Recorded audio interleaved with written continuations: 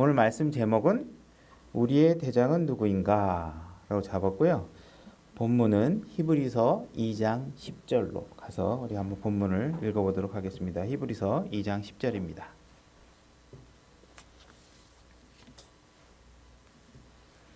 자, 찾으셨나요?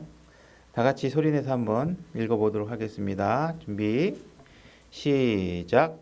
자신을 위해 모든 것을 존재하게 하시며 또 자신으로 말미암아 모든 것을 존재하게 하시는 그분께서 많은 아들들을 영광으로 데려가시는 일에서 그들의 구원 대장을 고난을 통해 완전하게 하심이 합당하도다.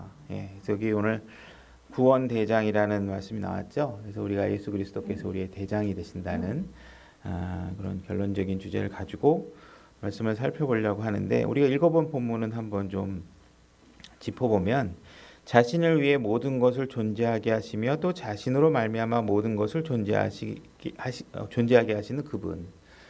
그러니까 이 세상의 모든 것들은, 이 세상의 모든 눈에 보이는 모든 것들은 항상 창조주 하나님을 위해서 존재하는 것이죠. 특히 우리들은 그분의 기쁨을 위해서 존재한다고 하나님께서 말씀하고 계십니다. 그리고 이 모든 존재하는 모든 것들은 그분으로 인해서 만들어진 것입니다. 그분의 시작 안에서 이루어진 것들이죠. 그래서 그분의 지금 현재 우리를 향해서 그분께서 지금 진행하고자 하는 구원 계획에 관해서 선포를 하고 계십니다. 하나님께서는 지금 많은 아들들을 영광으로 데려가고 싶어 하십니다. 많은 아들들. 그죠? 하나님께서 어쩌면 이렇게 완악하고 어수선하고 한 세상 속에서 인내하시고 참으시는 것은 하나님이 더 많은 아들을 원하시기 때문에, 더 많은 아들들을 얻고자 인내하시고 기다리고 계시는 것입니다. 그래서 이 아들들을 데려가시는 데 있어서 각자 알아서 영광으로 와라 이렇게 하신 게 아니라 거기에 대장 한 사람을 세워주셨습니다. 그죠? 구원 대장, 예수 그리스도를 우리의 구원 대장으로 세워주신 것이죠. 그죠? 그래서 우리가 그 대장의 통솔 아래 우리가 영광으로 다다를 수 있도록 우리가 신앙생활을 해야 되는 것입니다. 그죠? 그래서 우리가 이 땅에서 남아서 그분을 대장으로 모시고 선한 싸움을 해야 되는데, 그런 싸움을 위해서 대장이 필요하다. 대장이 필요하다는 것은 우리가 군대 용어잖아요. 그죠? 군대 용어로서 우리가 대장이 있으면 그 대장의 지휘 아래 일사불란하게 군인들이 움직여서 전투를 하게 되죠. 그죠? 각자 알아서 이렇게 전투를 하는 게 아니죠. 그래서 우리에게 대장이 필요하다. 내가 아는 지식으로 내가 알아서 대장의 지휘와 통솔 없이 각자 도생하듯이 하는 신앙생활을 해서는 안 되는 것입니다. 그래서 우리가 이 싸움, 선한 싸움에 관해서 언급하고 있는 구절들을 몇 가지 찾아보고 이야기를 진행하고자 합니다. 디모데전서 1장 18절입니다. 제가 읽겠습니다.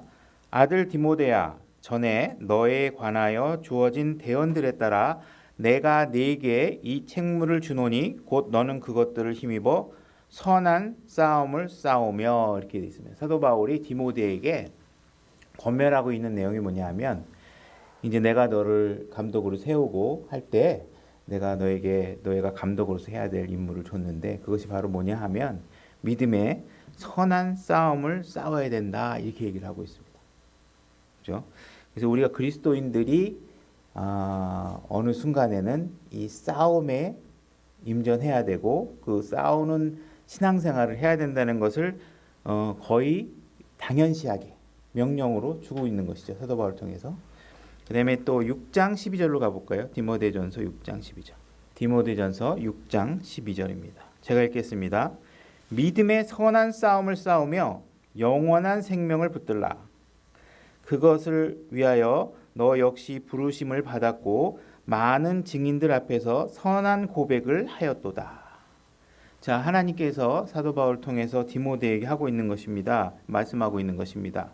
믿음의 선한 싸움을 싸워라. 그것이 너를 부른 이유다. 그렇게 얘기하고 있는 것이죠. 우리가 주님 안으로 불러서, 특히 그에게는 또한 감독으로서의 직분이 있으니까 더 그래야 되겠죠. 어쨌든 그가 감독으로서 해야 되는 명령이긴 하지만 이건 모든 그리스도인들에게도 해당되는 말씀으로 받아들이셔야 됩니다. 그래서 여러분들이 그리스도 안에 들어와 있으면 이제 이 선한 싸움을 해야 됩니다. 자, 이제 너 싸움을 시작해야 된다. 이거를 지금 알려주고 있는 거예요. 그래서 근데 그 선한 싸움을 할 때 이길 수 있는 방법에 대해서 제시하고 있는데 이거 뭐냐면 영원한 생명을 붙들어야 된다는 겁니다. 우리가 선한 싸움을 하기 위해서는 이 영원한 생명을 반드시 붙들어야지만 이 싸움에서 이길 수 있다 하는 지금 그 가이드 팁을 주고 있는 거예요, 사도 바울이. 그래서 영원한 생명이라는 것을 우리가 너무 시간적인 개념으로 오랫동안 영원히 뭐 시간이 뭐 무진장하게 뭐 이런 식으로 시간적으로 개념만을 생각할 필요는 없을 것 같아요. 뭐 저도 정확하게 이 영원한 의미를 제가 100% 이해할 수 있는 건 아니지만 분명히 이것은 완전하다는 것 이상의 어떤 영원함이라는 것은 완전하다는 것 이상의 어떤 의미가 있는 것 같아요. 우리가 완전한 상태이고 우리는 배고프면 죽잖아요. 아무리 올바르게 살려고 해도 우리가 젊은 사람들 아가씨들 18세 넘어가고 막 이렇게 해가지고 한참 꽃다운 나이가 한순간이잖아요. 그죠? 근데 완벽한 상태로 영원하게 배고파 죽지도 않고 뭔가 궁핍하지도 않고 이렇게 완전한 상태로 영원한 개념을 가지고 있다고 보면 이거는 시간적인 개념 플러스 뭔가 더 완벽한 이상의 무엇인가가 있는 것 같아요. 그러니까 우리가 이기려는 싸움을 하려면 내가 지든 이기든 주님이 싸워 그러면은 가서 싸우고 물어 그러면 물고 버텨 그러면 버티고 이것을 할 때 내가 죽을 것 같고 내가 위험에 빠질 것 같고 고통이 다가올 것 같고 그래도 우리에게는 우습게 생각할 수 있는 이유가 있다 이거죠. 우리에게 이미 확보된 우리의 영원한 생명이 있다. 나에게. 이미 우리의 결과는 이 잠시 짧은 시간이 끝나면 육신을 입고 있는 시간이 끝나면 우리에게 완전한 이상의 무엇인가가 우리에게 주어진다는 것을 믿고 전투 병력으로서 우리가 싸우라는 것입니다. 그렇게 우리가 해서 결국은 선한 고백들을 만들어야 돼요. 내가 하고 있는 이 싸움에서 나중에 갔을 때 간증 한번 해보십시오 했을 때 저는 이렇게 주님을 위해서 열심히 싸웠습니다 할 때 부끄럽지 않은 싸움이 돼야 된다는 것이죠. 그죠? 그래서 우리는 그런 선한 싸움을 해야 되는데 이 선한 싸움이라는 것이 육신적인 싸움이 아니라는 건 여러분들도 잘 아시겠죠. 그래서 이 선한 싸움은 무엇이냐 하면 죄로부터 거룩하게 구별되는 싸움을 하는 겁니다. 더 이상 죄를 짓지 않고 그다음에 여러분의 마음속에 있는 우상들, 그죠? 잘못된 거짓 것들로부터 속지 않는 싸움, 그죠? 누군가가 끊임없이 우리를 속이죠. 예수님께서 하나님 우편에 앉아 계신다 그러니까 하나님은 우파다 이렇게 주장하시는 분들도 계세요. 그 말씀을 희롱하기까지 하는 거 제가 볼 때는 그분들은 진정성을 담아서 얘기하는지 모르지만 또 그 말이 호소를 가지고 받아들이는 사람들도 있죠, 그죠? 그다음에 뭐 기독교가 정당을 만들어서 이 세상을 하나님 말씀이 합당한 나라로 만들도록 정당을 만들어야 된다. 이것이 개인적인 의사면 모르겠는데 하나님의 뜻이 마치 그런 것처럼 하는 거면 거기에 고개를 끄덕이면 여러분들이 선한 싸움에 지는 거예요. 이 성경에 말하는 것인지를 봐야 돼요. 그거 외에도 뭐 여러 가지가 있을 수 있겠죠. 각자 개인적으로도 그렇고 많은 이단 종교들이 이 속는 싸움에서 자기들이 다 져가고 있는 거예요. 지면서 하고 있는 거죠. 그죠? 그러니까 이런 선한 싸움이라는 것은 무슨 육신적으로 가서 싸우고 뭐 막 말로 말싸움에서 이기고 뭐 이렇게 우리가 하는 그런 싸움이 아니라 정말 끊임없이 영원한 생명을 붙들고 거룩한 삶을 유지하는 거예요. 디모데후서 4장 7절로 가보겠습니다. 사도 바울의 고백이죠. 사도 바울이 이렇게 얘기합니다. 내가 선한 싸움을 싸우고 나의 달려갈 길을 마치고 믿음을 지켰은즉 이렇게 되어 있습니다. 이 사도 바울은 선한 싸움을 싸웠는데 이 싸움의 결과가 자기는 잘 싸우는데 그 결과가 뭐냐면 내가 믿음을 지켰다는 거예요. 이 싸움의 본질은 믿음을 지키는 거예요. 그죠? 그러니까 이 믿음을 어떤 고난이 오든 환란이 오든 누군가가 막 달콤한 말로 속삭일 때 화려한 말에 막 말장난에 막 휘둘리는 게 아니라 단순하고 직관적이고 누구나 알 수 있는 그리스도의 신앙 성경 구원관에 맞춰서 그리스도의 말씀에 관해서 우리가 진리를 지키는 거예요. 우리가 신앙을 지키는 거는 하나님이 하나도 어렵게 써놓은 게 없다고 말씀드렸죠. 무슨 뭐 천년왕국, 계비론 이렇게 복잡한 이런 것들은 우리가 뭐 그런 것들은 다 알기가 어려울 수 있지만 그거는 안다고 신앙생활이 되는 게 아닙니다.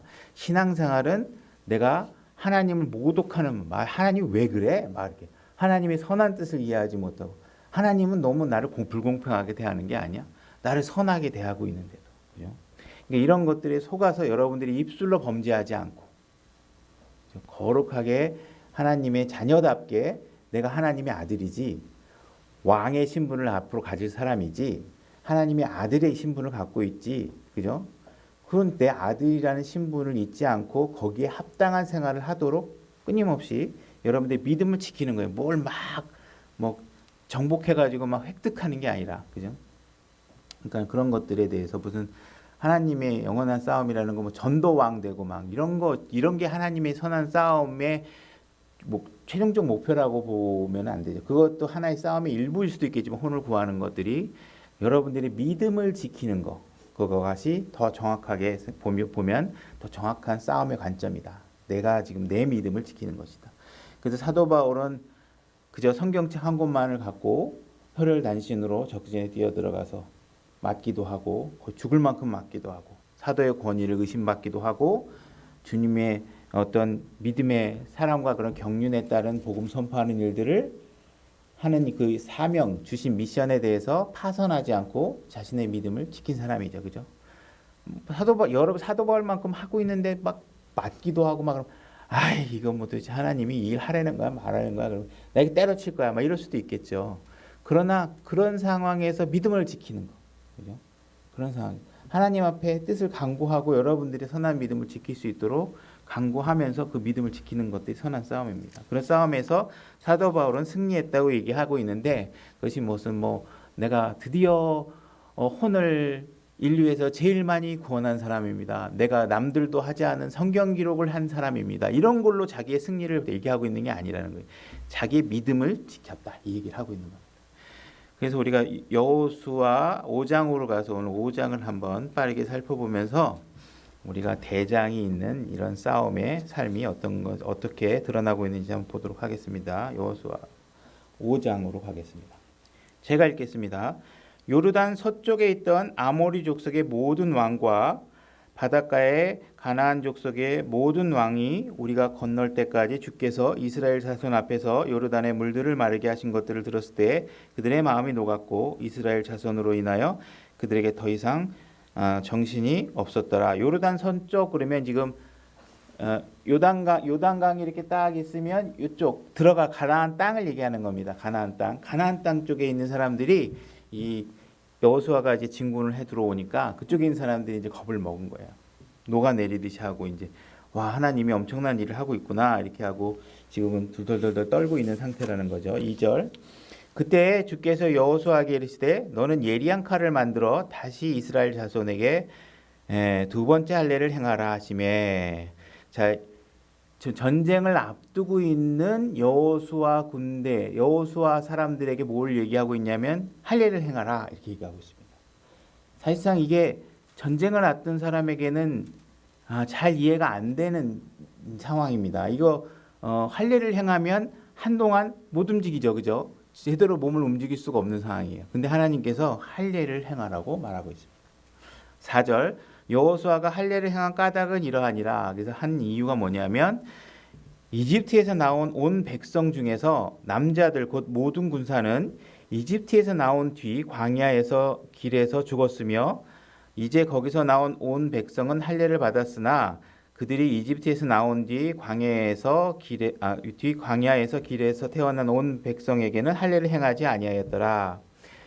이들이 출애굽하기 전에는 이스라엘 백성들이 관례대로 이제 할례를 행했겠죠. 아이들의 태어나고 얼마 되면 그렇게 했는데 그러고 나서 광야에 들어와 가지고 거기서 태어난 사람들은 할례를 행하지를 못한 거예요. 광야에서 계속 생활하다가 6절.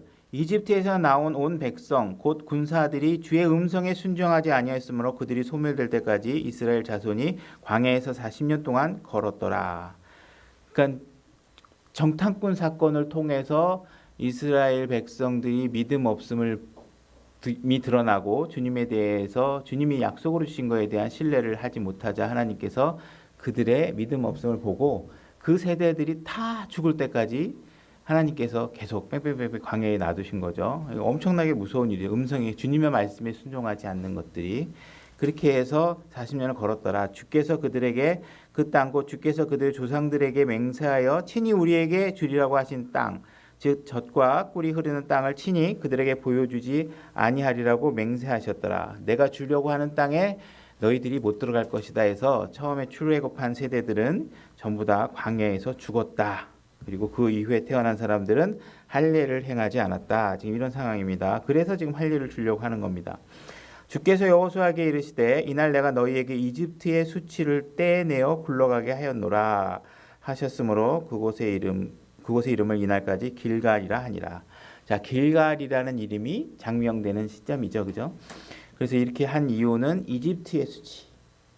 하나님이 보시기에 자기의 택한 백성, 아브라함을 통해서 내가 택한 백성이 세상을 상징하고 있는 이집트라는 땅에서 노예로 생활하고 있는 것이죠. 그래서 그렇게 내 자녀들이 노예로 생활했던 그 수치를 떼어내기 위해서 할례라는 어떤 그런 징표적인 어떤 행위를 하는 거죠. 그죠? 상징적인 행동을 하는 겁니다. 그래서 할례라는 것을 하고 해야 된다. 그래서 지금 너희들이 앞으로의 전투, 선한 싸움을 하기 위해서 일단 전제 조건이 뭐냐? 과거의 육신적인 모든 것들을 버려라. 세상에 속해 있던 모든 생각들, 육신적으로 하나님 앞에 불순종했던 모든 삶을 버려라 하는 것들을 하고 있는 것입니다. 그것이 되지 않은 상황에서 싸움은 영적 전투는 무의미하다. 그렇게 할 수 없다. 그래서 지금 할례를 하게 만들고 있는 것입니다. 그래서 아직 세상의 향수를 못 잊어하고 있고, 그죠? 그래서 그런 사람들은 그러나 하나님께서 여호와 갈렙은 그들 하나님에게 음성에 순종하는 믿음을 보였기 때문에 그들을 제외한 모든 사람들이 이제 여기서 죽고 이제 다시 할례를 받게 되는 것입니다. 10절 이스라엘 자손이 길갈에 진을 쳤고 그달 14일 저녁에 여리고 평야에서 유월절을 지내며 유월절 다음 날에 그 땅에 묵은 곡식을 먹되 바로 그날에 누룩 없는 납작한 빵과 볶은 곡식을 먹었더라. 할례를 행한 다음에 한 것이 뭐죠? 이제 우리 육신적인 것을 다 떼어내면 그 다음에 바로 등장하는 것은 어린 양입니다. 유월절이죠. 그래서 우리 어린 양이 우리 영적 싸움의 실질적인 시작이 되겠죠. 그 전에 해야 될 것은 우리가 과거의 삶, 육신적인 삶으로부터의 구분, 그죠? 구원받기 이전, 출애굽하기 이전의 문제도 그렇고 구원받은 이후에도 우리가 매일같이 육신적인 문제를 해결하지 않고 육신적인 문제를 그대로 두고 예수님을 끌어안으면 문제가 해결되는 방식이 아닙니다. 그러니까 내가 잠깐 육신적인 범죄에 머물러 있다라면 그 문제를 해결하고 주님의 희생물을 드리는 그런 상황들을 우리가 앞에 내세워야 되는 것이죠. 그들이 그 땅에 묵은 곡식을 먹은 다음 날에 만나가 그침으로 이스라엘 자손이 더 이상 만나를 먹지 못하였으나 그 해에 가나안 땅의 열매를 먹었더라. 자, 드디어 변화가 생겼는데 엄청난 변화가 뭐냐면 여태까지 먹었던 만나가 끊어진 거예요. 만나는 어떻게 먹었어요? 그냥 하늘에서 하나님께 주시는 거를 그대로 먹은 거예요. 근데 이제 영적 싸움을 하기 위해서는 어떻게 해야 돼요? 이제 내가 땀 흘려 농사져서 그 땅에 들어가서 정착해서 살아야 되는 거잖아요. 그죠? 이 삶이 중요하잖아요. 이 가나안 땅에 들어가서의 삶이. 그것이 들어가서 가나안 하나님의 백성으로서 이제 정착해서 보여줘야 될 싸움은 뭐냐면 이제 내가 스스로 땀 흘려서 먹어서 하나님이 먹여주는 게 아니라 다른 사람들이 볼 때도 합당한 방법으로 수고해서 먹는 방법을 지금 취하라고 얘기하고 계시는 거예요. 그래서 거저 먹는 거를 끊어낸 거죠. 그죠? 이게 엄청난 큰 변화예요. 여러분들도 신앙생활을 하면 하나님의 첫사랑에 빠져서 만나를 먹지 보내는 세월들이 있겠죠. 그죠? 근데 그 생활에 머물러 있도록 하나님께서 원하지 않는 것입니다. 그 기간이 필요해요. 싸움을 하기 전에 어린애 갖다 놓고 막 싸움을 시킬 수는 없잖아요. 그죠? 그럼 어린아이였을 때는 어떻게 해요?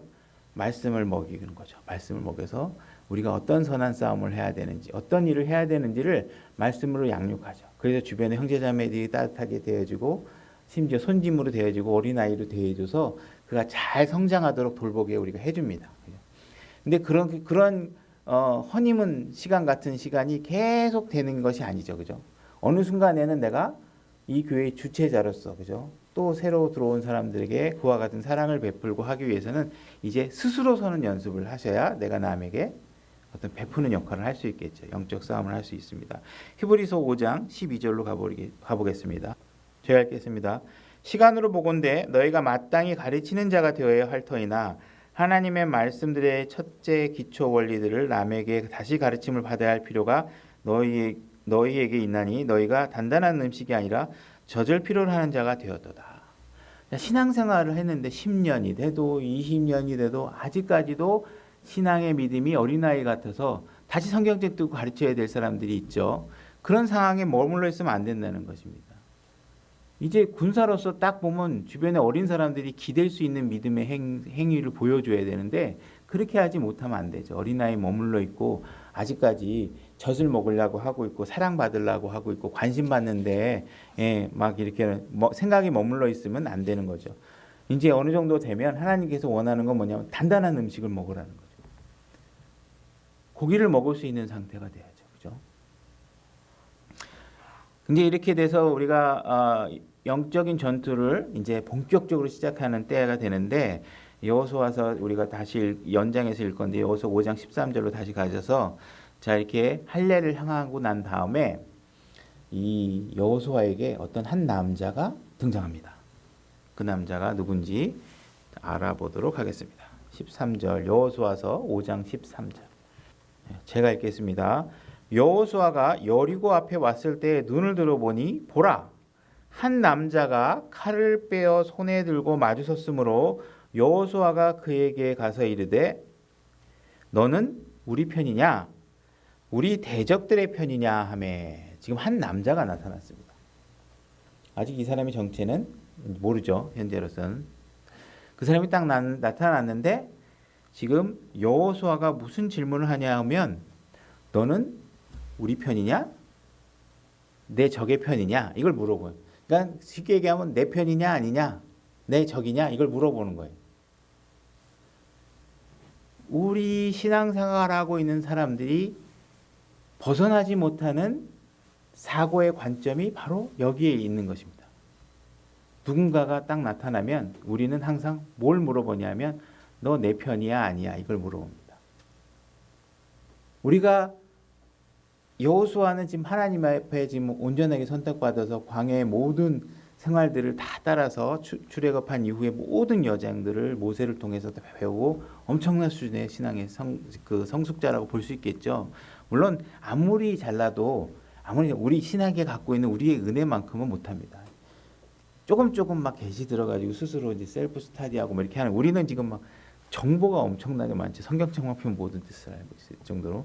그렇지만 어쨌든 이분 실전에서 훈련을 받은 사람인데 이 사람조차도 지금 어떤 사람이 딱 나타나자 무슨 관점을 갖고 있냐면 주어가 우리라고 되어 있고 너 내 편이야? 아니야? 이렇게 물어봅니다. 너 우리 교회 편이야? 아니야. 너 우리 목사님 편이야? 아니야. 이건 물어봅니다. 이 질문은 실제로 정확하게 수정해서 질문한다면 우리도 뭐 이런 실수를 하겠지만 우리 성경을 통해서 아니까 이 질문을 수정하면 어떻게 돼? 너는 하나님 편이냐? 아니냐? 하나님을 대적하는 편이냐를 물어봐야 되죠. 그죠? 근데 사람들은 전부 다 뭐라고 얘기하냐면 너 내 편이 아니야. 우리 목사님이 싫어하는 사람이야, 좋아하는 사람이야. 그래서 편을 가릅니다. 그래서 우리 목사님이 싫어한다고 하고 막 하는 사람들은 적의 편에 둡니다. 우리는 우리의 적을 누구로 삼아야 돼요? 하나님 말씀을 따르지 않는 사람을 적으로 둬야 돼요. 누가 하나님 편에 있느냐를 봐야 되는데 전부 다 세상에 있는 교회 사람들이 우리 교단이야, 내 교단이야, 내 교회야, 내 목사님 편이야. 이 굴레를 한치도 벗어나지 못하고 끊임없이 이 실수에 빠져서 편을 가르고 하나님 앞에 육신적인 삶을 드러냅니다. 복음을 선포하는 일에 있어서 우리가 그리스도인의 신앙 성장에 있어 이러한 작은 것들을 끊임없이 부숴내고 하나님 앞에 합당한 사고를 할 수 있도록 자기 생각을 바꾸는 일들에 게을러서는 안 됩니다. 그래서 이런 부분들은 우리가 정확하게 이런 관점을 가지고 우리가 접근해야 되는 것이죠. 그래서 하나님께서는 지금 이스라엘 백성을 자기의 백성이라고 얘기하고 이 백성들을 한 번도 버린 적이 없고, 그죠? 이 백성들을 자신의 근데 이렇게 이스라엘 백성들은 하나님을 이렇게 찾아온 주의 천사 대장이라고 나중에 밝히는데, 이분을 내가 뭔가 손에 들고서 내 마음대로 무언가 하려고 하는 정도의 존재로만 여기고 있는 것이 항상 문제가 되는 것이죠, 그죠? 그래서 우리는 자기 중심에 놓여 있는 신앙관에서 예수 그리스도의 중심, 우리 신약 그리스도인들은 예수 그리스도를 중심에 두는 신앙관으로 바뀌어야 되는데 이 부분에 관해서 잘 못하는 거예요. 그런 실수를 많이 목격해 왔고, 그죠? 그런 것들이 하면 안 되죠, 그런 것들이. 그래서 우리 계시록 3장 20절 한번 가볼 거예요. 여호수아서 다시 올 거니까 손가락 껴놓으시면 좋고 나중에 다시 가도 되고요. 계시록 3장 20절에 가면 가보도록 하겠습니다. 요한계시록 기자로 시작하죠. 제가 읽겠습니다. 20절입니다. 계시록 3장 20절입니다. 제가 읽겠습니다. 보라, 내가 문에 서서 두드리노니 누구든지 내 음성을 듣고 문을 열면 내가 그에게로 들어가 그와 함께 만찬을 먹고 그는 나와 함께 먹으리라. 라오디게아 교회에서 일어난 일입니다. 예수 그리스도께서 이와 같은 말씀을 하고 있는데, 이 말씀이 이제 뭐 전도지 같은 데 사용되면서 복음에 많이 사용되기도 하죠. 그래서 뭐 예수님이 이렇게 건물 바깥에 이제 놓고 하고 있는 그림을 그려놓고 이렇게 복음지로 하고 쓰고 있는데, 이거는 구원받지 않은 사람을 향해서 지금 쓰고 있는 내용이 아니죠, 그죠? 구원받은 사람에게, 교회에 있는 사람에게 얘기하고, 교회에서 예수님께서 지금 문 밖에 계신다는 거예요. 예수님 중심이 아니라 전부 다 자기들 중심으로 신앙생활을 하는 거예요. 그러니까 하나님께서 이 부분에 관해서 지적하고 있는 거예요. 여호수아에서도 그걸 지적하고 있는 것이죠, 그죠?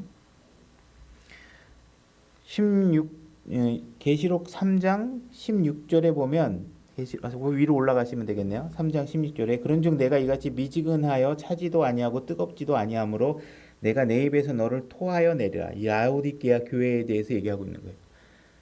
내가 너를 토해내겠다. 뭐가 미지근하지도 않고 뜨겁지도 않고 그런 식으로 하니까, 생활을 하니까, 이제 내가 이르기를 나는 부자라 내가 재산을 불렸으니 아무것도 부족한 것이 없다 하면서 내 비참한 것과 가련한 것과 가난한 것과 눈먼 것과 벌거벗은 것을 알지 못하기 때문이라. 그러니까 나는 지금 부자다. 나는 훌륭한 정치인이다. 난 재산도 많다. 권력도 있고 명예도 있고 부족한 게 하나도 없다. 그러면서 자기네들끼리, 야, 내가 왜 이렇게 부자 됐는지 알아? 내가 왜 국회의원에 당선됐는지 알아? 내가 새벽 예배에 엄청 열심히 다녔거든. 새벽 기도 열심히 나가고 하나님한테 엄청 기도하고 우리 가족 전부 다 기도원에 가서 나를 위해서 기도했어. 그랬더니 이렇게 됐어. 그러면서 자기의 부와 자기 중심의 신앙생활에 벗어나지 못하는 거예요. 근데 하나님께서 얘기하고 있는 거예요. 내 비참한 것과 보지 못하고 있는데 너 이거 뭘 보지 못하냐면 너 비참하잖아. 그거 못 보고 있잖아. 가련해. 너가 하고 있는 일이. 너 가난해. 너 부자인 줄 알고 있지? 가난해. 눈 멀었어. 너 판단 잘하고 있다고 생각하지? 똑똑하다고 생각하지? 너 눈 멀었어. 벌거벗었어.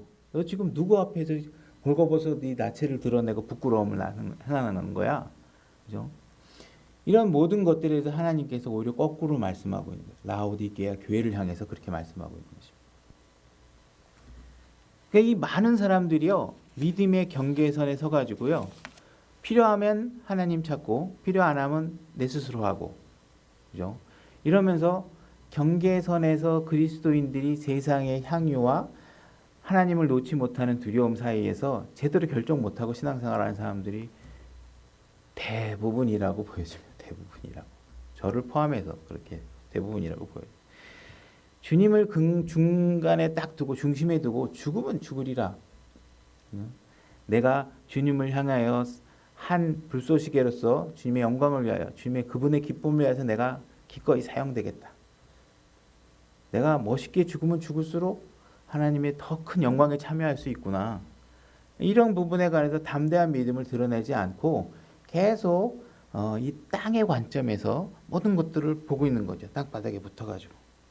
그래서 자신을 불편하게 하는 하나님은 원망하고 자기에게 복 주고 자기를 잘 되게 해주는 하나님에 대해서는 이용하려고 하고 그런 것들을 하는 것입니다. 그래서 많은 사람들이 종교의 형태를 취하고는 있지만 실질적으로 그들은 고난이 오거나 어려움이 닥치면 훅 하고 흩어져 버리는 거죠. 그죠? 부슬부슬 그냥 무너져 버리고. 그래서 이런 부분에 관해서 확고한 믿음을 가지고 하나님 앞에 충성하고 사형생활을 해야 되는데 만몬 신에게 충성하고 그죠? 만몬 신에게는 죽을 것 같으니까 모든 것들을 다 충성하고 하나님은 뭐니까 하나님은 그냥 나중 문제다. 하나님은 내가 배신해도 지금 당장 안 혼내니까. 근데 우리 목사님 불편한 얘기를 하면 목사님한테 혼날 것 같고 목사님이 나 안 좋아할 것 같고 그러면 목사님이 편한 얘기를 하면서 하나님을 배신하죠. 하나님을 괴롭히는 얘기를 하는 겁니다. 그러니까 그렇게 하면 안 됩니다. 그죠? 그것이 내 친구든 목사든 내 아내든 하나님 편에 서서 우리가 문제를 바라볼 수 있도록 해야 되는 것입니다. 그래서 여호수아로 다시 오겠습니다. 5장 14절 이어나가도록 하겠습니다.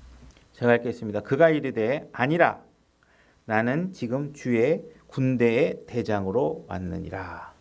지금 여호수아가 뭘 물어봤죠? 당신 내 편입니까? 아닙니까? 이렇게 물어봤더니 네 편이다? 아니다? 이 대답을 안 하시죠? 안 하시고 뭐라고 그러시냐면 아니라 네 질문은 잘못됐다. 난 네 편도 아니고 네 적도 아니고 내 신분은 뭐냐면 주의 군대의 대장으로 내가 여기 왔다. 이렇게 얘기하고 있습니다. 그러니까 이분은 지금 네 질문 자체도 잘못됐어요. 거기 대답하고 싶지 않아. 예수님도 뭐 그런 식이었다 그러죠. 그죠?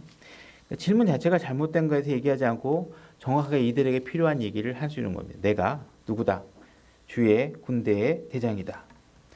그러면 이게 주의 군대의 대장이라는 신분이 뭔가 이걸 좀 알아봐야 되잖아요. 그러면 이게 주의 군대가 무엇인지를 좀 알아야 거기에 대장이라는 것이면 거기에 이 사람들의 대장이구나 이렇게 알 수 있겠죠. 그죠? 우리가 추측해 볼 수 있는 생각은 하나 이게 하늘의 천사들의 군사들이 있어서 이 하늘의 군대를 지휘하는 군대 대장인가 이렇게 생각할 수 있는 가능성이 하나 있겠죠. 그래서 이 정확하게 주의 군대가 누구인지를 한번 확인해 보기 위해서 출애굽기 12장 40절로 가보겠습니다. 자, 제가 읽겠습니다. 이제 이집트에 거하던 이스라엘 자손에 머무는 기간은 430년이었더라. 이집트에 노예로서 머물러 있었죠. 430년이 끝나는 때에 바로 그날에 주의 모든 군대가 이집트 땅에서 나왔느니라. 자, 이집트 땅에서 나온 사람이 누구예요? 이스라엘 백성이죠. 이스라엘 백성을 지금 뭐라고 표현하고 있어요? 주의 군대라고 얘기하고 있어요. 그러면 지금 아까 여호수아에서 내가 주의 군대의 대장이다 하는 얘기는 뭐예요? 하나님을 얘기하는 거잖아요. 그렇죠? 이스라엘 백성을 주님의 군대로 사용하시는 그 군대의 대장, 그분이 바로 하나님이시라는 것이죠. 그렇죠? 여러분들이 군대 그러면 요즘 군대 그러면 첨단 군병들 생각하잖아요. 막 여기에다 막 촬영 녹화 장비하고 막 적외선 안경도 쓰고 막 엄청난 전자 장비 총탄도 있고 막 이제 앞으로 미래가 뭐 레이저 건들도 있을 수 있겠죠. 근데 지금 여기 노예 생활을 하고 있었던 이스라엘 민족, 그죠? 옷도 제대로 못 입고 막 그냥 신발도 제대로 새로 갈아 신을 신도 없고 그런 사람들을 하나님께서 신발도 안 닳게 하고 하면서 이끌어 내려온 이러한 노예 생활하던 사람들을 하나님께서 뭐라고 표현하고 있냐면 주의 군대다 이렇게 얘기를 하고 있어요. 주의 군대다. 신약에서 주의 군대는 누구예요? 여러분들이고, 그죠? 우리의 외모를 취하지 않으시고 우리 안에 계신 예수 그리스도를 보고 여러분들을 주의 군대로 삼으시고 계시는 것이고 여러분들을 하나님의 아들들로 삼았기 때문에 그 아들로서의 삶의 영적 전투의 군대로서 보고 계십니다. 하나님도 마찬가지입니다. 지금 이 이스라엘 백성을 통해서 하나님이 하고자 하는 전투는 육신적인 전투가 아니에요. 내가 이들을 통해서 나의 영광을 드러내리라 하는 그런 하나님의 전투를 하는 것이죠. 그래서 이 이스라엘 백성들을 하나님께서 주의 군대라 했기 때문에 이들을 우리가 이 여호수아서에서 얘기한 그 주님의 군대의 대장이라 하는 것은 이분 이스라엘 민족의 대장이시구나 주님이시구나 하는 것을 알 수 있다는 것이죠. 지금 그러니까 결국은 이 한 남자 다시 이 찾아온 한 남자는 지금 왜 뭘로 찾아온 거예요? 뭘로 찾아온 거냐면 내가 너희들의 뭐예요? 뭐가 되겠다? 너희들의 대장이 되겠다. 지금 가나안 전투를 시작하려고 하는 너희들이 군대인데 내가 뭘로 왔다? 너희들의 대장으로 왔다. 내가 너희들의 지원병으로 온 것이 아니라는 것이죠. 내가 너희들을 도와주러 온 게 아니라 너희들이 싸움 부족한 거 있으면 내가 와서 잠깐 도와줄게. 내가 지원병으로 왔어. 용병으로 왔어. 이렇게 해가지고 하나님이 야 내가 너 좀 부족할 것 같으니까 용병으로 천사 몇 사람 보내줄게. 이렇게 해가지고 지원병으로 쓰는 게 아니라 어떻게 해요? 내가 너희를 직접 통솔하고 싸움에 임할 대장이다. 이걸 얘기하고 계시는 거예요. 그렇죠? 그러니까 여호수아서의 모든 주제는 그리고 우리 신약 그리스도인들의 모든 삶의 주제는 뭐예요? 하나님이 다 하신다. 우리는 뭐만 하면 돼요? 그분의 지위에 따르면 된다. 달리라 그러면 달리고, 누우라 그러면 눕고, 그죠? 뛰라 그러면 뛰고, 죽으라 그러면 죽는 것까지. 그래도 이런 거는 좀 이상하지 않아요? 막 그런 거 아니고. 내가 막 사역하고 싶은데 하지 말라 그러면 하지 말고. 나 사역하기 싫은데 해라 그러면 하고. 그죠? 뭐든지 하나님의 관점에서, 내 관점에서 하는 게 아니고. 내가 뭐 좀 해보고 싶다고 해서 나서면 무슨 일이 벌어지는지 조금 이따 우리가 또 찾아볼 거예요. 하나님이 다 하신다. 너희들은 순종만 하라 이겁니다. 자, 14절 여호수아서 5장 14절에 이어서 제가 읽어보면 다시 여호수아를 지금 출애굽기에 와 계시죠. 여호수아서 5장 14절. 내가 주의 군대의 대장이다 한 말씀 다음에 뭐라고 되어 있냐면 그렇게 하니 여호수아가 얼굴을 땅에 대고 경배하며 그에게 이르되 내 주께서 자신의 종에게 무슨 말씀을 하려 하시나이까. 여호수아가 간파했어요. 아, 이분이 바로 그분이시구나. 그래서 바로 무릎을 꿇고 그분 앞에 얼굴을 땅에 대고 경배를 드립니다. 경배받을 대상은 오직 주 하나님뿐이십니다. 그분께 경배를 드리죠. 근데 15절 주의 군대의 대장이 여호수아에게 이르되 네가 선 곳은 거룩하니 네 발에서 신을 벗으라. 이따 찾아볼 건데 모세의 장면이 떠오르죠. 떨기나무 앞에서 주님께서 내 신의 신발을 벗으라 이렇게 얘기했던 것과 같죠.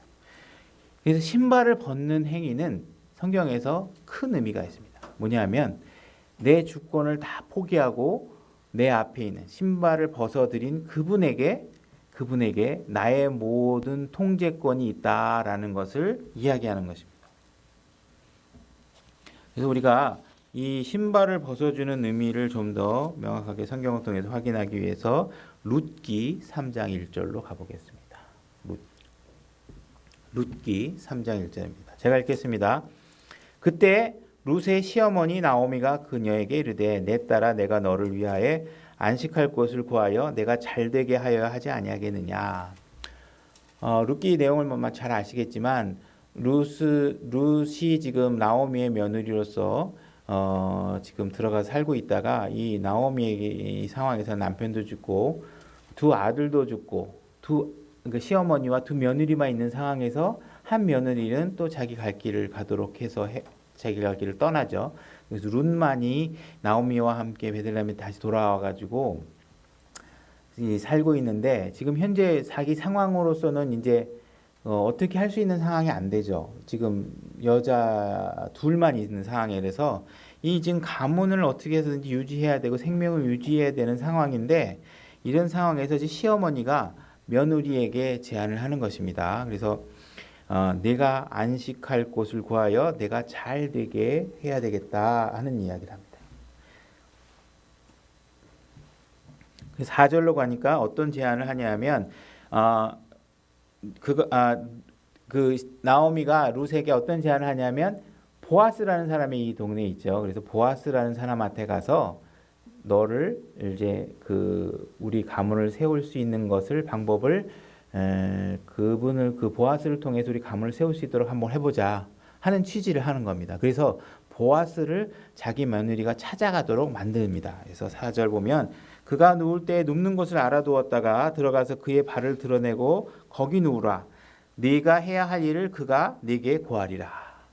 자, 지금 가서 보아스에게 가서 발밑에 가서 누우면 보아스가 너에게 무엇을 해야 되는지를 알아서 다 해주겠다. 그러니까 이 보아스에 대한 믿음이 확고한 거죠. 이 보아스에게로 인도한 나오미의 믿음도 확고하지만 여기서 우리가 영적으로 보면 시어머니가 약간 좀 어떤 신약에서의 성령님의 역할을 좀 하고 있는 것 같고 나오미는 명확하게 교회의 신부를 예표하고 있는 사람입니다. 그래서 내가 해야 할 일을 고하게 하리라 했습니다. 그래서 이제 잠자리에 찾아 들어가죠. 그렇게 들어가 가지고 보아스가 이제 룻을 발견합니다. 3장 8절로 가보겠습니다. 한밤중에 그 사람이 두려워서 몸을 돌이킨즉 보라 한 여인이 자기 발치에 누웠으므로 9절 그가 이르되 너는 누구냐 하매 그녀가 이르되 나는 당신의 여종 루시오니 그러므로 당신의 못자락으로 당신의 여종을 덮으소서 당신은 가까운 친족이니이다 하매. 자, 지금 보아스에게 자기의 모든 통제권을 넘겨주는 거. 나를 덮어라, 그죠? 나의 소유권을 그에게 주는 것이죠. 그래서 그러고 나서 하는 이야기가 뭐냐면 당신은 나에게 가까운 친족이다 얘기합니다. 그래서 이 이스라엘에는 계대법이라는 게 있는데 이 계대법을 통해서 예를 자녀가 없이 자기의 후사가 없이 여자가 혼자 남겨지게 되면 형제나 친족을 통하여서 후사를 볼 수 있도록 만든 제도입니다. 11절로 가볼게요. 내 딸아 이제 두려워하지 말라. 내가 요구하는 대로 내가 다 네게 행하리니 내가 현숙한 여자인 줄 내 백성의 온 도시가 아니라. 자, 보아스가 룻이 자기에게 정확하게 사인을 보내자 그 다음부터 이루어지는 일은 다 보아스가 다 알아서 합니다.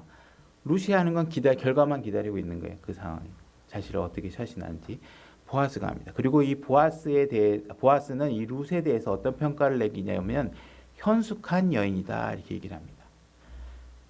이거는 전적으로 우리 신약교회에서 신약교회 신부가 예수님에게는 전적으로 현숙한 신부로 보입니다. 그리고 현숙한 신부로 드러나게 됩니다. 우리가 잘나서가 아니죠. 우리는 흠도 많고 합니다. 그렇지만 내 안의 속사람, 예수 그리스도 통해서 거듭난 내 속사람들은 다 흠이 없고 아주 순결한 신부로 드러나게 되는 것입니다. 이 사실들이 다 드러나게 되겠죠. 그래서 이게 교회로서의 암시를 하고 있는 것입니다. 현숙하다 하는 건 교회 신부에 관한 상징적인 표현으로 보시면 됩니다. 그래서 이 계대법이라는 게 있어가지고 후사가 없으면 이제 해주는 건데 이 문제는 뭐냐면 이 보아스가 계대법에 의해서 우선순위에 있지가 않아요. 자기 앞순위에 있는 사람이 있는 거죠. 그래서 보아스가 어떻게 하냐면 걱정하지 마라. 내가 해결할게. 그러고 나서 장로들 모아놓고 교회 그 일을 처리하기 위해서 이제 협의체를 구성해가지고 얘기를 합니다. 그래서 그 먼저 우선권이 있는 사람에게 제안을 해요. 이런 사람이 있으니까 내가 우선순위다. 그래서 이걸 룻의 가문을 취하는 게 어떻겠냐. 그러니까 처음에는 뭔가 자기에게 이득이 있는 것 같아서 내가 취하겠다고 하다가 번복해버립니다. 안 하겠다고. 근데 권리를 포기해버립니다. 그래서 룻기 4장 6절로 가보겠습니다. 그 친족이 이르되 나는 내 상속 재산에 손해가 있을까 염려하여. 자, 우선순위에 있었던 사람이 보아스가 제안을 하니까 내가 처음에 하려고 했는데 막상 생각해 보니까 이 내 상속 재산에 손해가 있을 것 같다. 그래서 나는 그것을 물을 수 없나니 나의 물을 권리를 내가 취하라. 나는 그것을 물을 수 없노라 아니라. 그러니까 나한테 가지고 있는 권리, 이들을 취하며 내가 값을 치러야 될 것을 아무리 생각해봐도 내가 손해가 나는 것 같다. 이건 내가 취할 수 없다. 이렇게 해서 보아스 너에게 가져가라고 이게 얘기를 합니다. 7절. 그런데 예전에 이스라엘에서 무르거나 교환하는 일에 있어서 모든 것을 확정하기 위하여 사람이 자기 신을 벗어 자기 이웃에게 주는 습관이 있었는데 이것이 이스라엘에게 증거가 되었더라. 그러므로 그 친족이 보아스에게 이르기를 네가 너를 위해 그것을 사라 하고 그처럼 자기 신을 벗으니라. 이렇게 돼 있죠. 그러니까 자기 신을 벗어서 자기 권리를 포기하고 다른 사람에게 넘겨줄 때 하는 것입니다. 그래서 여호수아가 지금 주의 군대의 대장에게 자기 신발을 벗은 행위는 어쨌든 간에 이 부분에 관한 의미가 있다고 보여요. 나에 대한 통제권은 정확하게 당신에게 있다. 내가 하셔야 될 모든 일들에 대해서는. 그래서 그런 거 넘겨주는 것이죠. 그래서 아까 얘기했던 것처럼 이 모세의 경우에도 이와 같은 경우가 있는데 출애굽기 2장 11절로 또 한번 가보겠습니다. 제가 읽겠습니다. 그 당시에 모세가 장성하여 자기 형제들에게 나가서 그들의 짐을 보다가 어떤 이집트 사람이 어떤 히브리 사람과 자기 형제들 중에 하나를 치는 것을 보매 그가 이쪽 저쪽을 살펴보다가 사람이 없음을 보고는 그 이집트 사람을 죽이고 그를 모래 속에 감추니라. 지금 모세가 이집트의 왕족으로서 생활을 하다가 야, 내가 이제 신분도 정확하게 알고 있고 내 백성이 저렇게 어려운 상황에 놓여 있네. 내가 이들을 위해서 뭔가를 좀 해야 되겠어. 하고 의협심을 가지고 내가 뭔가 이들에게 해야 된다고 해야 된 딱 나서서 일을 하나 처리했는데 그게 뭐예요? 살인이에요. 살인. 하나님께서 보실 때에 하나님의 정하신 때들이 있는데 내가 나서서 하나님이 분명히 좋아하실 거야. 내가 히브리 민족 하나님이 선택한 백성 아니야? 내가 이들을 위해서 내가 우리 히브리 민족을 괴롭히는 저 사람을 내가 때려잡아야 되겠어. 그리고 나서서 행하는 어떤 자기 나름대로 어떤 일을 처리한 거죠. 그랬더니 하나님께서는 일이 온당치 않다고 보신 거겠죠. 하나님께서는 절대로 깨끗하지 않은 그릇을 사용하지 않으십니다. 하나님께서 목적을 위해서 수단이나 과정을 함부로 하지 않습니다. 그러니까 마치 내가 나는 선교사의 꿈이 있어. 그래서 막 다른 사람한테 막 선교사 비행기표 없는데 에이 가서 막 그냥 막 국어를 땡깡 써갖고 돈 좀 어디서 빌려야지 막 그러고 막 예를 들어서 합당하지 않은 과정을 취해서 선교를 떠났다.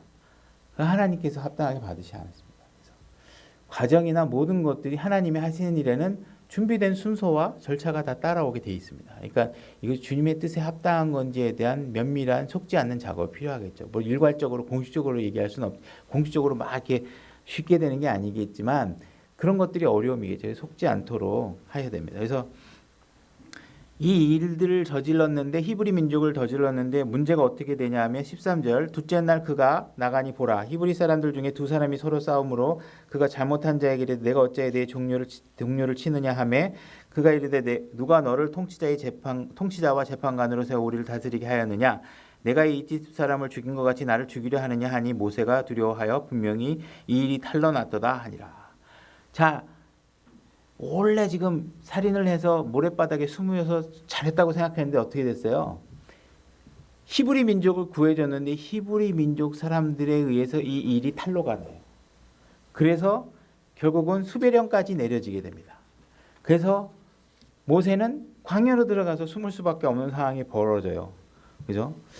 그래서 이렇게 하나님께서는 이런 상태로 앞으로 이스라엘 민족을 통솔하고 리더로 세워야 될 사람인데 이스라엘 민족에게 히브리 민족에게 죄인으로 드러나 있는 상태고 그리고 그 문제를 이 히브리 민족에게 통해서 드러나게 하셨고 결국 이 문제를 하나님께서 해결하기 위해서 광야로 내쫓아서 어떻게 해요? 네가 할 수 있는 일이 아니다. 너 자신을 죽이고 내 육신적인 모든 것들을 내려놓도록 훈련을 시키는 생활을 하게 됩니다. 그래서 2장 15절로 가시면 출애굽기 2장 15절 이제 파라오가 이 일을 듣고 모세를 죽이려고 찾았으나 모세는 파라오의 얼굴을 피해 도망하여 미디안 땅에 거하며 우물 옆에 앉았더라 이렇게 됐고 3장 2절로 가겠습니다. 3장 2절 1절로 보겠습니다. 3장 1절 이들이 떠나가지고 있다가 이제 모세는 자기 장인고 미디안의 제사장 이드로의 양떼를 지키는 자더라. 모세는 왕족이었죠. 근데 지금 어떤 상황에 놓이냐면 양을 지키는 신분으로 하나님께서 탈탈탈탈 털어서 양 지키는 사람으로 싹 씻어놨습니다. 씻어놓고 있습니다. 이때 주의 천사가 떨기나무 한가운데서 나오는 불꽃 속에서 그에게 나타나니라. 2절입니다. 2절이 읽습니다. 그가 보니 보라 그가 그 떨기나무에 불이 붙었으나 떨기나무가 소멸되지 아니하였으므로 모세가 이르되 이제 내가 옆으로 가서 이 큰 광경을 보리라. 떨기나무가 어찌하여 타지 아니하는가 하였더라. 5절 이 상황을 지금 보고 이상한 거죠. 지금 이게 어떻게 분명히 불에 타면 장작대기가 타면 장작이 타야 되는데 나무가 타지도 않고 불은 계속 있네. 이렇게 본 겁니다. 그래서 5절에 그분께서 이르시되 여기로 가까이 오지 말라. 내가 선 곳은 거룩한 땅이니 내 발에서 신을 벗으라 하시고, 여기서도 하나님께서 내 모든 권한과 권리를 다 내 앞에 내려놔라. 여기는 거룩한 곳이다. 내 더러운 육신과 그런 것들로 이곳에 설 수 없는 곳이다 라고 하면서 그 육신을 내려놓게 합니다. 그리고 신발을 벗는 행위들은 이렇게 되는 것이죠. 그죠?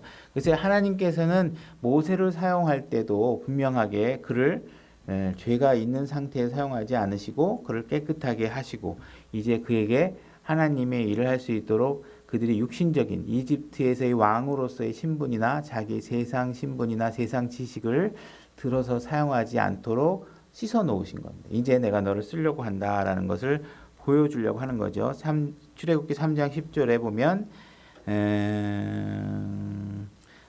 10절에 제가 그냥 이게 이집트에서 이제 데리고 나오게 할 것이다 이렇게 얘기합니다. 근데 모세가 이제 믿지 않는 거죠. 아직도 내가 불안합니다. 이거 날 잘 못하겠습니다. 이렇게 얘기를 합니다. 그랬을 때 출애굽기 4장 2절로 가보겠습니다. 하나님께서 이 사람에게 모세에게 이제 표적들을 보여줍니다. 너가 못한다고 하지 마라. 내가 어떤 사람인지 네가 알면 그렇게 말할 수 없는 것이다 라는 표적을 보여주죠. 출애굽기 4장 2절.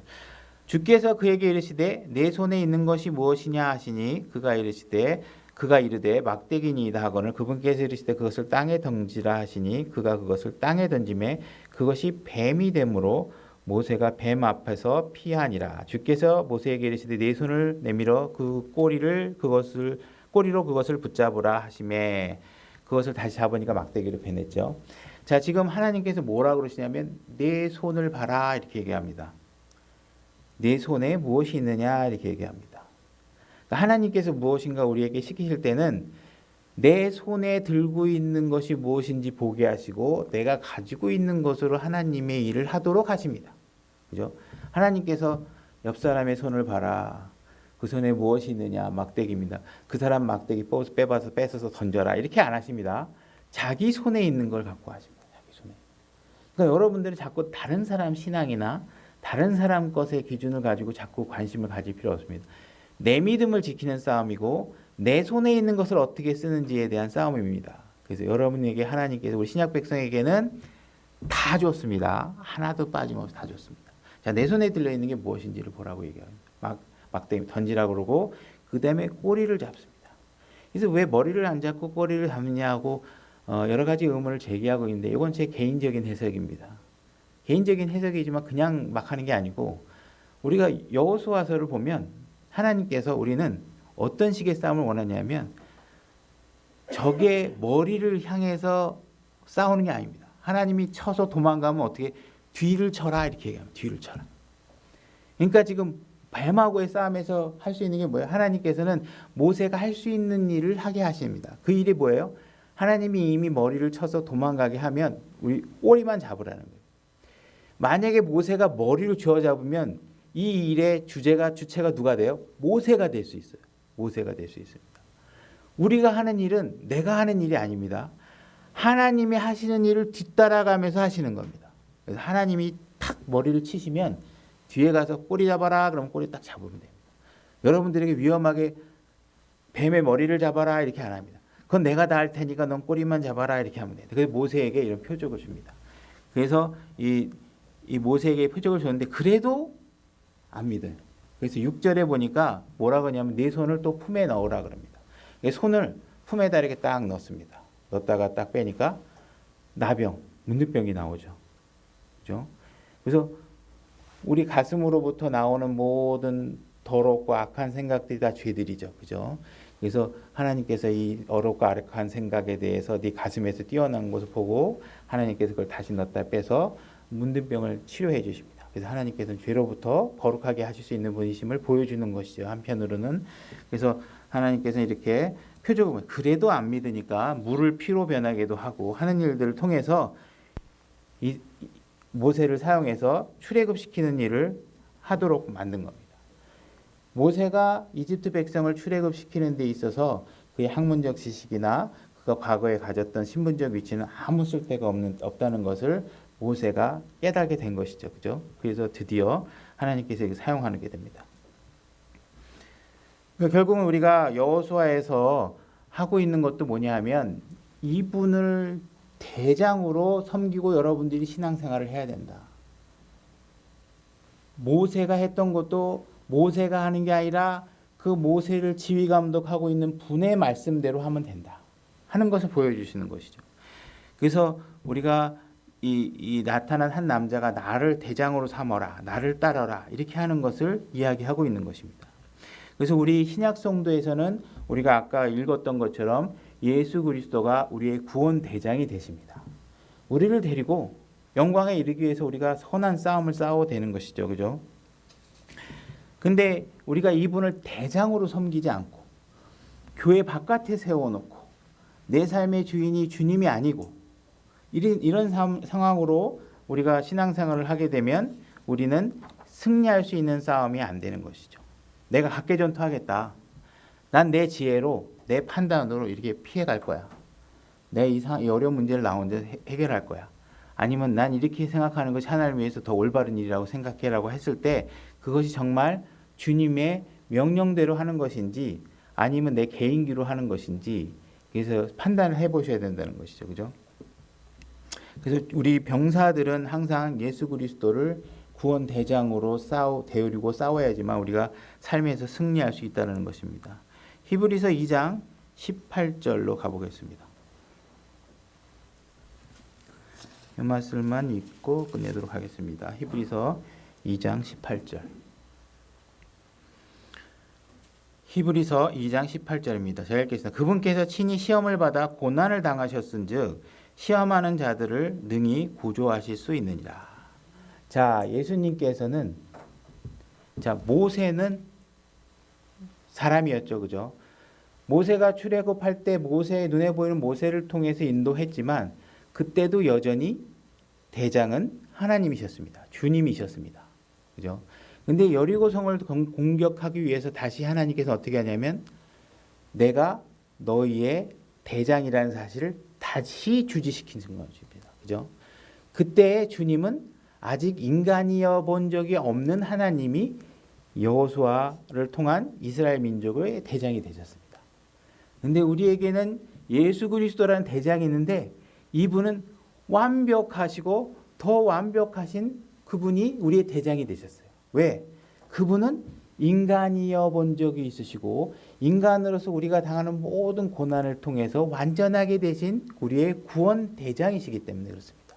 그러니까 우리는 여호수아보다 더 확고한 믿음으로 예수 그리스도를 우리의 구원 대장으로 삼으시고 여러분들이 영적 승리의 삶을 사셔야 됩니다. 모든 염려를 그분께 맡기고, 그죠? 모든 고난과 모든 문제를 그분께 맡기고 그분이 지휘하는 대로, 그분이 말씀하시는 대로 하는 것입니다. 그러니까 우리가 그분을 구원 대장으로 삼는 우리 각자가 주인이 되지 않고 내가 내 능력으로 뭘 하는 게 아니라 지휘관의 명령을 따라서 사는 그런 멋진 신앙생활을 하시길 바랍니다. 오늘 말씀 여기까지 하겠습니다. 기도하겠습니다.